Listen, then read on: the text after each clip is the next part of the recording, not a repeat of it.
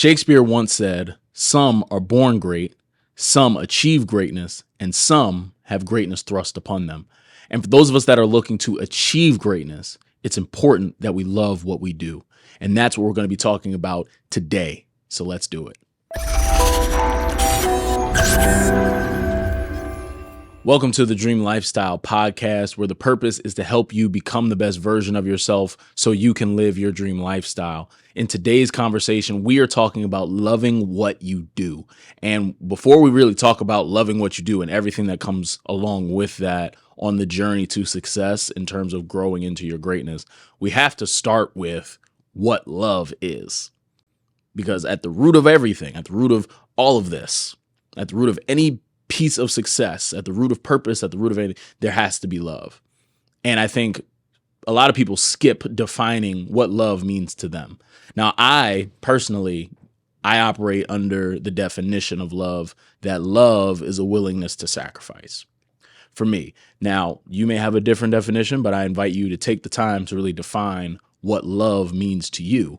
But for me, a working definition is love is a willingness to sacrifice. For example, I love my family, and because I truly love my family, I have a higher level of willingness to sacrifice for my family. I love what I do in relation to helping people discover the dreams and goals and help them achieving those things that they want in their lives. Because that is something I love to do, my willingness to sacrifice for that is at a very high level, higher than normal. And in the same way, I love my fiance. The things that I'm willing to sacrifice for her because of my love for her is at a much higher level than anybody else in my life. And so for me, when you talk about loving what you do, it really does start with a willingness to sacrifice. And in that, a way in which to gauge that is to really think about, where you spend your time, as well as even evaluating your decision making in the midst of those things. And so with that, just kind of locking in, our definition of what love is, because love is, again, this is not just your willingness to sacrifice on a normal level or willingness to sacrifice in a way that benefits you or is, makes sense to you. Like, you have to be willing to sacrifice in a way that almost just doesn't make sense even to you. You would be willing to sacrifice in a way that would even put you at a disadvantage. One of the things that I think is so awesome, like you think about God and how he gave his only son to die for us. As a believer, the love that I know that God has for me was his willingness to sacrifice his only son that he loved. And yes, God does miracles, signs, and wonders, and that's great. And I'm thankful his favor runs true and he's righteous. However, his love, his unconditional, reckless love for us is where I get my confidence that when I call on him, that when I seek him, I will find him. And so it's because of his reckless love, it's because of his unconditional love that I have a framework of what this willingness to sacrifice looks like. Because if I'm able to, one, identify what's really important to me in my life, if I'm able to really identify selfishly from a selfish perspective, like where, nothing else in the world matters. These are the things that matter to me. These are the things that matter to Trevon. If I have a willingness to sacrifice the top priority things in my life for another person or for a thing, that's how you know that is true love. And because of that, because once you identify what love is and you're able to identify really whatever that person or that thing is that you love, that is almost preparing the ground for greatness to grow. And so with that, the first step when you think about loving what you do is taking the time to define what love means to you. Because if you are not necessarily willing to sacrifice on a level that is unconditional, if you aren't willing to sacrifice on a level that at times doesn't make sense or is, if you aren't willing to sacrifice in a way that only benefits you, you don't love that thing. You like it a lot, but that's not really love. So when we're talking about loving what you do and starting just defining love, it's about a willingness to sacrifice in a way that is completely selfless, sacrificing the things that matter the most to you and doing it in a way that isn't begrudging, doing it in a way that isn't going to lead to you complaining, sacrificing in a way that, again, it just might not make sense. But because you have a true love for that thing, because you have a true love for that person, you're willing to do it anyway. And so that's the place that you need to get to and really define for your life when you're thinking about being great, when you're thinking about being successful. It's a matter of, okay, defining love. But now when we take that thinking, when we take that willingness to sacrifice, how does that look in the grand scheme of things when it comes to what we do? So loving what you do. Now, this is where purpose is involved. This is where passion is involved. And I'll tell you a little story. For me, this is when I really discovered that I'm in love with just getting better at stuff. Like, I personally am truly in love with getting better at things that I once wasn't good at. I'll give you two examples. I remember when I was coming up playing basketball, I used to get made fun of a lot about my inability to dribble the ball. Like, for whatever reason, and I wasn't, it wasn't like I was like trying to dribble and I couldn't. Like, for whatever reason, I just got picked on for not being able to dribble the ball. And I just remember how much that used to bother me, like to the point where it was bullying, but like they weren't wrong because I really couldn't dribble the ball. But I just remember feeling so bad every single time I would leave a practice or leave a game and, I'd gotten the ball stolen from me or something like that. And as a result, I realized, okay, I have to get better at this, right? So within that, I started working on my game. And I didn't really start working on my game until like maybe my sophomore year of high school or something like that. So I was pretty late in the developmental process with it. But I just remember one summer, I've been working on my handle so much. And again, I was getting made fun of from like almost every teammate I ever had about the fact I wasn't able to dribble, and it was embarrassing. And so I remember that they used to drive me crazy. And I think before I really found a love for getting better at stuff, I really was driven by my rage and my anger and my frustration over being made fun of, over not being able to dribble, in terms of what pushed me to really work at it. But I just remember, being frustrated with the fact that, okay, I had taken time to work on my dribbling. I remember I would go to practice early for like 30 minutes, do ball handling drills, stay after practice, do some more drills, work with people, find out, I'm searching YouTube for more workouts and everything like that of things I can do to improve handling the ball.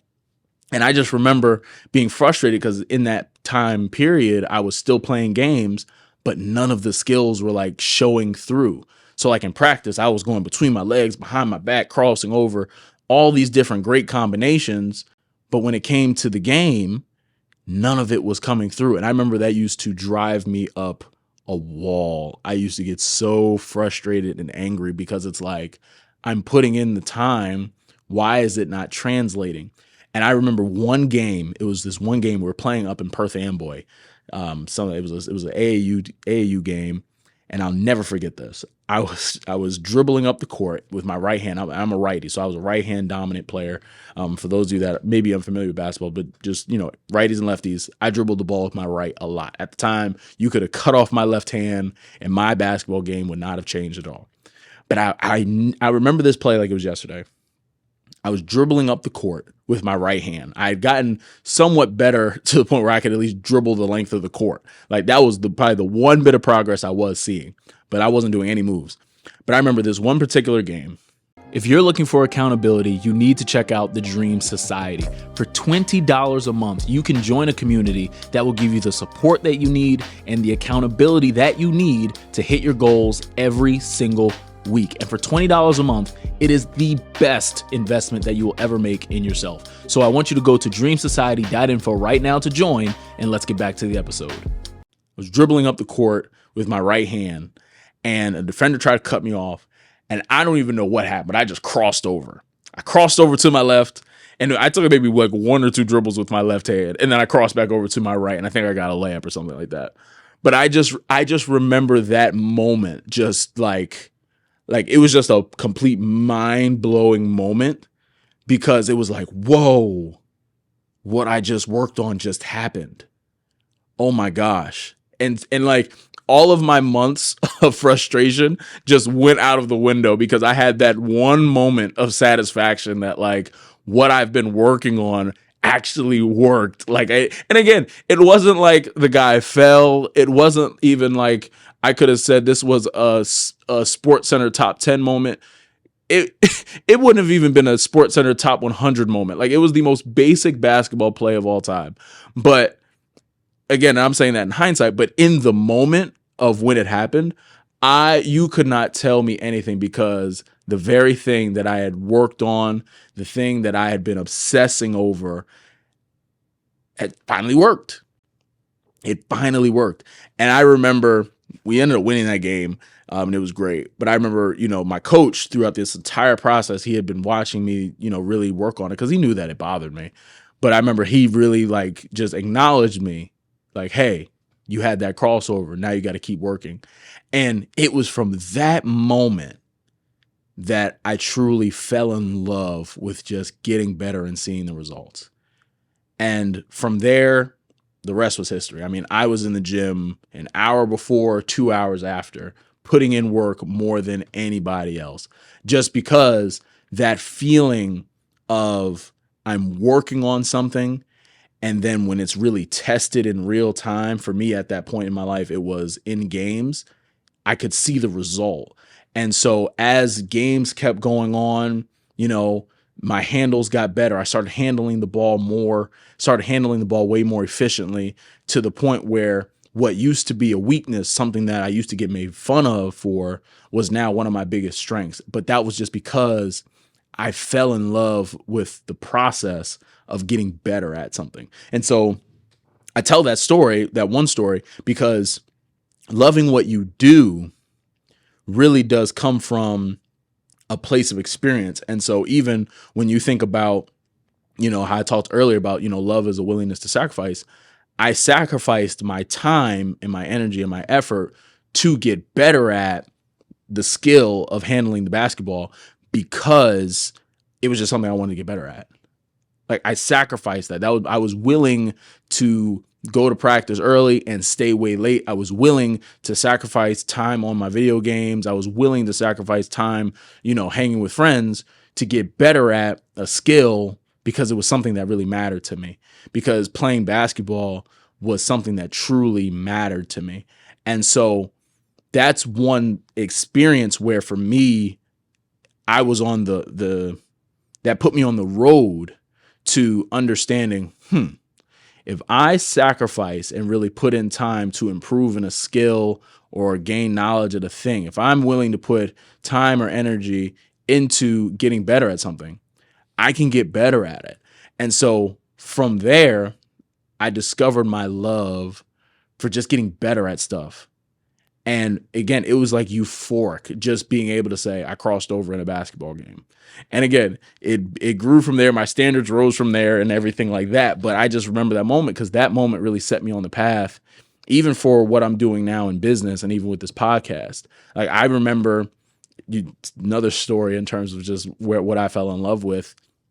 And this is more so when I fell in love with what I do as a results coach within Craft Your Dream. I remember just the first time I had a conversation, it was a friend of mine, and we were always talking about, just goals and things like that. But I remember I had a conversation with this individual, and it was one of those like really vulnerable heart to heart, where, really sharing their heart about how they felt about just something that they were going for, something that they were pursuing. And I just remember just kind of taking control of the conversation in a healthy way of, encouraging them, letting them know what to do.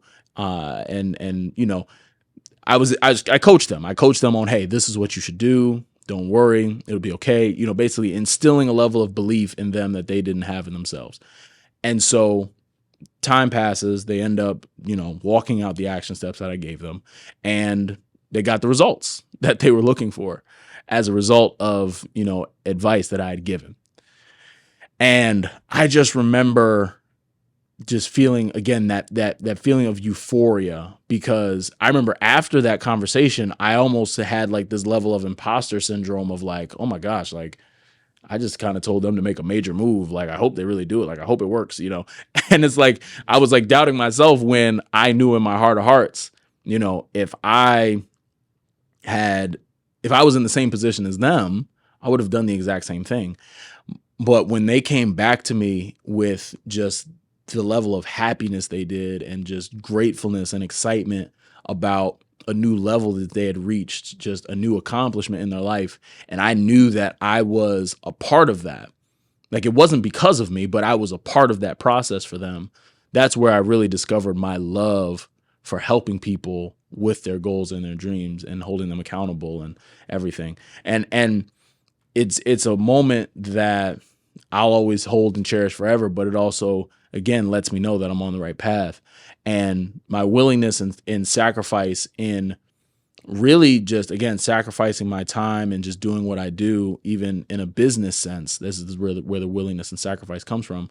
Because I really love what I do, my willingness to sacrifice on, job security, my willingness to sacrifice on financial security and everything like that, it's because I love what I do and I believe that I'm good at it. And even if I'm not good at it, because I love it, because I'm willing to sacrifice for my ability in helping people, then at that point, I'm willing to take whatever chance is necessary. Because of my willingness to sacrifice for it, I will double down, triple down, quadruple down on that every single time.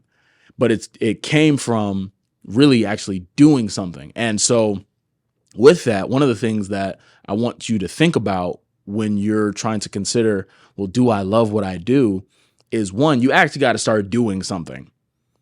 You actually have to start doing something and trying stuff out, because in both of the stories I just told you about from my experience, I was doing stuff. Like, I had an idea. Like, I basically leaned into the things that I liked. I leaned into the things that I was passionate about. And for a lot of us, we kind of leave our passions at likes when we really need to develop them into loves. And especially, for me, it was making a decision in my basketball career when I was in like the 10th grade. I want to be great at this. Like, it was, I really enjoy this game, but now I'm really going to, like, I love this. Like, I'm going to really put my all into this, and I'm going to achieve greatness within this space. And for me at the time was basketball. Now it's in business, where I'm determined, very determined and obsessed with the idea of being great as an entrepreneur. And I'm willing to sacrifice because I love what I do. Like, I love this, like being able to have this conversation with you about, finding what you love to do and everything like that. Like, I love doing this. And so as a result of it, whether I'm good at it or not, because that's the second half of it. Whether or not I'm good at it, or even whatever it is that you're looking to figure out if you love it or not, whether you don't need to judge if you love what you do based on if you're good at it or not. It's just about if you have a heart for it. Is your heart in it? Because I can tell you, if your heart's in it, you having your heart in it will give you everything that you need to get better at it. Because if your heart's in it, you will be willing to sacrifice in order to get better at it. If your heart's in it, you'll be willing to go the distance to improve at that thing or for that person. If your heart is in it, you'll be willing to do whatever. You will put it all on the line because your heart is in it. And that's where you have to get very clear with your action steps, that way you're making sure you're doing the right things and you actually are improving in the right area. So you actually aren't just you aren't just banging your head against the wall when it comes to, the things that you want to improve in or the thing that you love, because that can also be a very frustrating place. But when you love what you do, you're giving yourself the fuel to go do what's necessary to walk out the process in order to become greater. So within this conversation, as we're talking about loving what you do and achieving greatness, a part of it is process, right? We talk about that all the time, how you have to understand process and really, like you always hear, fall in love with the process. Everyone talks about falling in love with the process. But if you don't know what love is, if you haven't defined what love is to you, well, there's no way you're going to be able to fall in love with the process because you don't even know what love is to you. So it starts with defining what love is, but then it's also figuring out, well, what is it that I like? And then am I willing to sacrifice at an extreme level, at a level that is unconditional, at a level that may seem reckless? Am I willing to sacrifice at a level that doesn't make sense for something I like? And as you test that out, because it is a testing period, as you test it out and you even, I would say, till you see results, as you see reciprocation, if you're talking about a person, right, trying to figure out if it's somebody that you love, if you see that reciprocation from a person, or you see results, if it's a thing or an activity, that's where you're able to grow that love. Because again, when you find out, you use a farming analogy, if you determine what you love, if you determine what love is, you've defined it, you know, okay, love for me is a willingness to sacrifice. And what you like, the things that you like are seeds. And once you define what love means to you, you're basically preparing the soil. And at that point, you just throw the seeds out onto the prepared soil and you just see what grows. You see what grows. And in that, you're the testing period, you're trying different things. And then once you're kind of going through that self-reflection process of seeing, you know, I think I'm actually willing to sacrifice for this more than that. I think I'm willing to sacrifice more for this person rather than that person, right? And from there, you're able to really double down on the things that you're seeing results in, or the things that you're seeing reciprocation in, as a result of just, again, defining what love is, and then going through that testing period of using the things that you like and the things that you're passionate about. Because I can tell you, and we talk about this all the time as well, when it comes to the process to being great, there's going to be hardship. And so if you don't love what you do, you are going to be beyond frustrated, because you're not going to be willing to do anything. You're like, when you experience hardship, if you don't love what you do, you're not going to be willing to go the extra mile to overcome any type of obstacle or challenge, because you don't love it. Like, why would you sacrifice for something you don't love? And so that's the mistake a lot of entrepreneurs make, a lot of creators make, and even professionals make, where they have the ability to go to these high levels and the ability to achieve all these great things. But if they don't love it, at the first sign of struggle, at the first sign of problems, you're not willing to do anything. And so you're just stuck and you're confused and frustrated. But when you love what you do, it doesn't matter what talents you were born with. It doesn't matter what connections you have. It doesn't matter who you know, anything like that. If you love what you do, it's just a willingness to say, all right, gloves off, I'm willing to do whatever because I love this thing. And so with that, I hope that you take that with you. I hope you apply it to your life. Really think about, what do I love? What is it that I love to do? And once you go through that process, I want you to write it down. Write down what love means to you. Write down, what do you like to do? What do you like to do right now? And then C, testing, what do I love to do as a result of defining what love is, defining the things that I like, and then basically merging the two.